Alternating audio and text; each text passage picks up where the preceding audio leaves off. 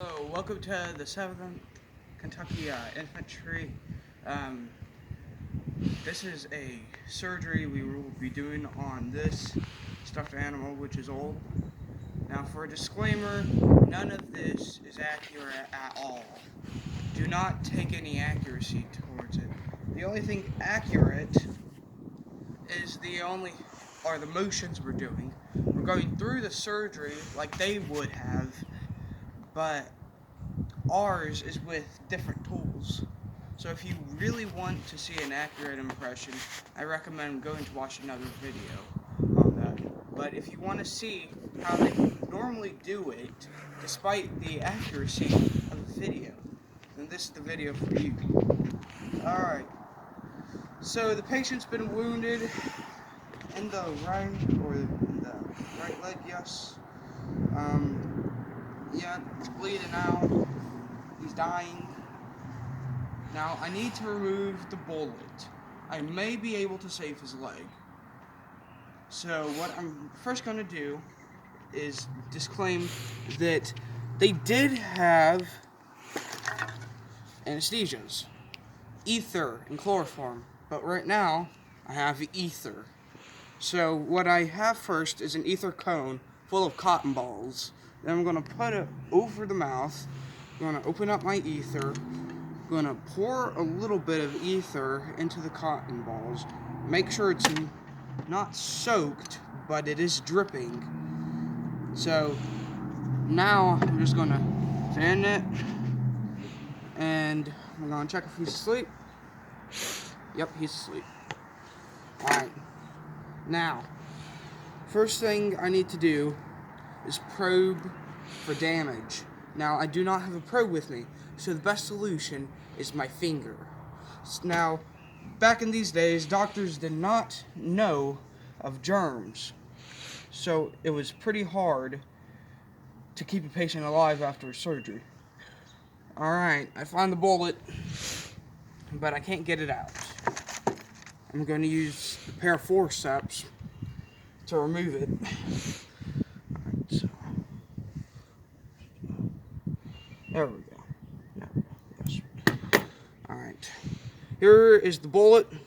This is a Mene ball, but the difference between a Mene ball and a normal round ball, which they would have been using in the Revolutionary War, is that this is 1 ounce of lead punching into you. Now, what is different about it is that it destroys bone. It literally shatters it into millions of fragments. So it's impossible, virtually, to remove or to have it grow back by just adjusting a cast onto it, which they did have, splints. So since that is removed, just throw it in there, put this back in there. Now, I'm going to have to turn it out just in case. I'm going to just stick my finger in there. And unfortunately, his leg does have to be removed. So now, I'm just going to remove that. Now I'm going to have to find a good place to put the tourniquet. I'm thinking about right here, because it's been shattered all the way up to here on him. So I need to adjust it up here.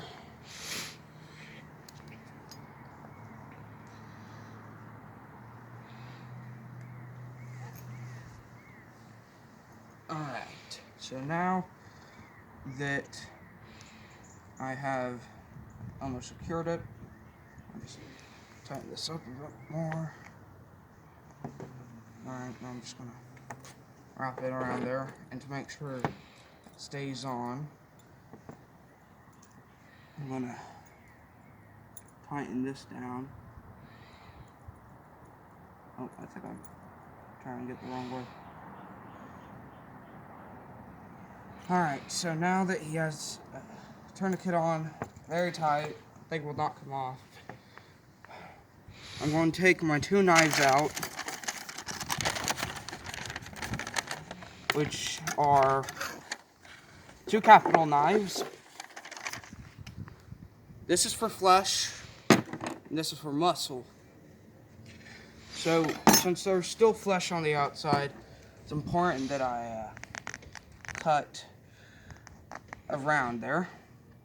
And now, since I am using an odd knife, it's not razor sharp, so I can't, like they would in the Civil War, do a full swing of it like that.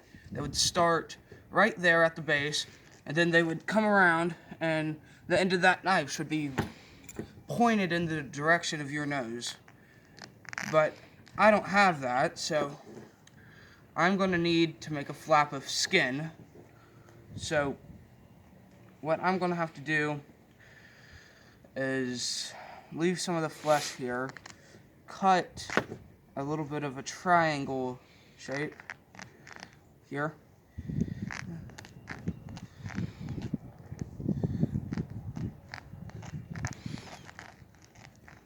Notice how he's not bleeding because of the tourniquet, but there are still major arteries which are there. So, let me just get a good look in there. Okay. So, the guts of his leg are coming out. Okay. I might be able to just remove that. Now, to get to the bone, I'm going to use the muscled knife here. I'm just going to tear it all out. Okay. Now, since the bone is directly out there, let me just pull the bone down a bit.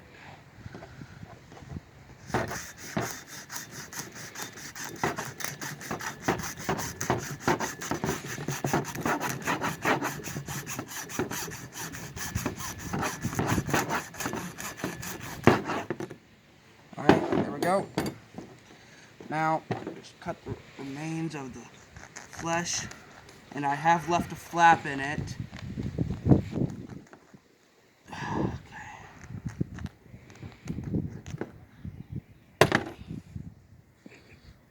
There it is. Throw that into the pile with the rest of them. Now that I have that in there, I'm gonna have to check for major arteries. Make sure they are not bleeding. So I'm gonna pull back the bone a bit. Now, since there are no major arteries that seem to be leaking out right now, I'm gonna probably have to find one because it could be leaking further into the flesh. Alright. No, it's not one. Well, so this is what remains of his leg anyway. So those arteries are very small and right up into there.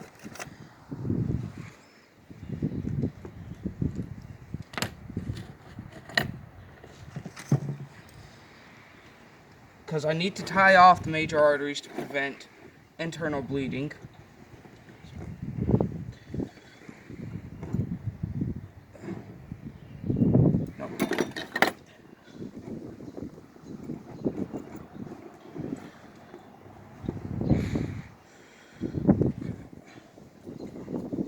There it is.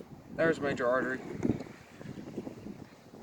Now, that dang thing is bleeding. So what I'm going to have to do is get a grip on another artery. This tool is called a tenaculum. It's basically a humongous fish hook. And I'm going to just hook one of those arteries and pull it closer towards me. So now I've moved that artery. Then I'm going to just cut some of my suture material, which would be silk, or more commonly in the South, horsehair. So, just going to find this one, tie it off,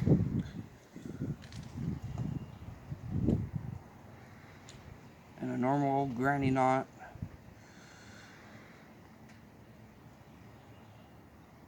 There we go.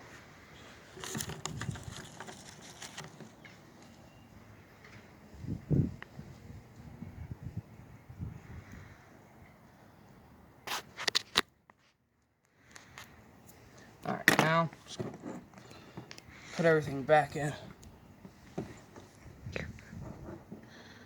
Alright, I'm just gonna put everything in there.